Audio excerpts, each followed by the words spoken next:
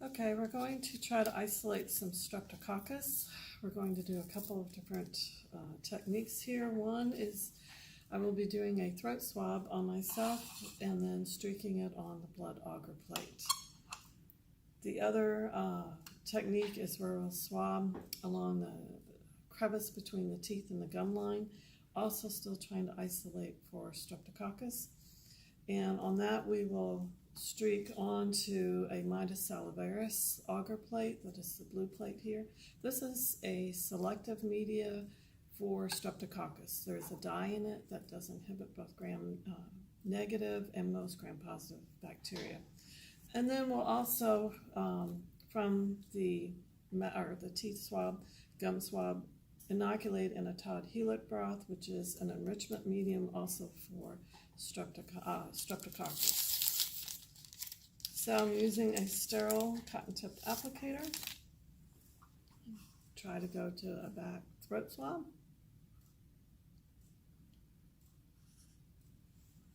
And then swab this on the blood agar plate. Always working within the flame for maintaining the sterile technique.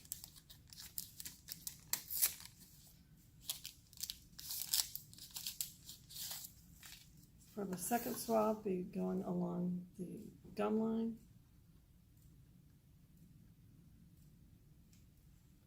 Once again, swabbing on the plate.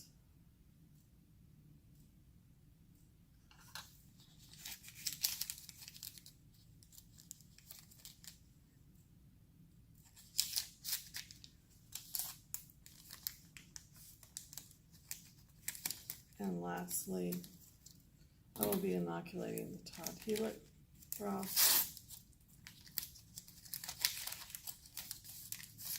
Once again, swabbing along the gum line.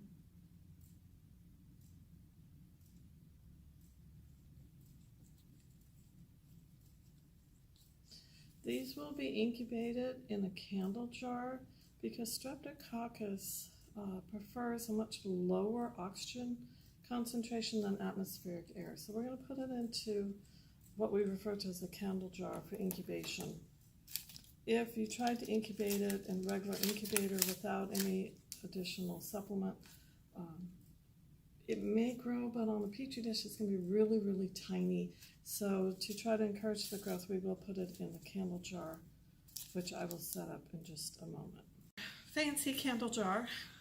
Hospitals often have special packs where you break a little ampule, stick it in there, and it ties up all the oxygen. We go for the less expensive but tried and true way of having basically a pickle jar with a candle in it, and we use the premise that when we seal this up, the fire is going to burn only as long as there's enough adequate oxygen in there. Then it will go out.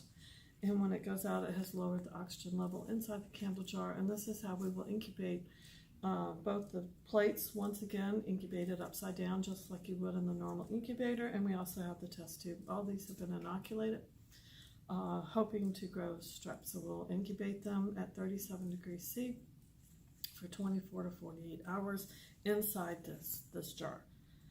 So the candle will eventually go out when the oxygen is depleted. And there it goes, it's now out. So now this jar is ready to incubate. Okay, these are the results from the throat swab and gum swabs that I did yesterday, trying to isolate some Streptococcus species. First off, from the throat swab, I have the blood plate here. You can see there are colonies growing on that. Now, hemolysis, which is breakdown of the red blood cells, did not really occur. It looks a little bit greenish near it, which is more indicative of what we call alpha hemolysis. I will show pictures later of the different types of hemolysis. What I'm very pleased to see is I do not have what we call beta hemolysis, which would be complete breakdown of the red blood cells. It would be completely clear. You'd be able to see through the plate. That is indicative of more severe streptococcal bacterial species that cause things like strep throat. So I'm really pleased I don't see that. This is the Midas Salivarius plate. This was done from the gum swab. As you can see, there's very tiny colonies. We did get growth. This is a selective media. With the various dyes that are placed in here, it inhibits the growth of gram-negative and most other gram-positive bacteria other than Streptococcus species. So that would definitely be Streptococcus, which is normally found in the mouth anyway. And then we also inoculated a tube called the Todd Helix. This is an enrichment media for Streptococcus, and if I swirl that a bit, you can definitely see that it's cloudy. If we move it over the black surface, you might be able to see it a little bit better, that it is not perfectly clear, that it is cloudy. That means that there is bacteria growing in it. So I was able to isolate Streptococcus from the back of my throat and along the gum line.